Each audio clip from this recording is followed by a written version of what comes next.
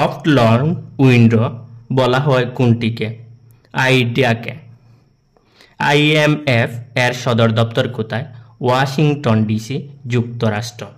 বিশ্ব ব্যাংক কবে প্রতিষ্ঠিত হয়? 27 ডিসেম্বর 1945 সালে।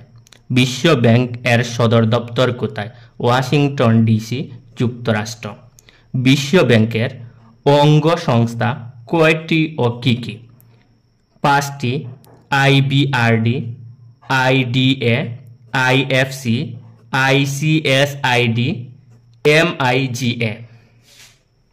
বাংলাদেশ কবে বিশ্ব ব্যাংকের সদস্যপদ লাভ করে? 17 আগস্ট 1972 সালে। IBRD এর পূর্ণরূপ কি? International bank for reconstruction and development. IDA এর পূর্ণরূপ কি? International development association.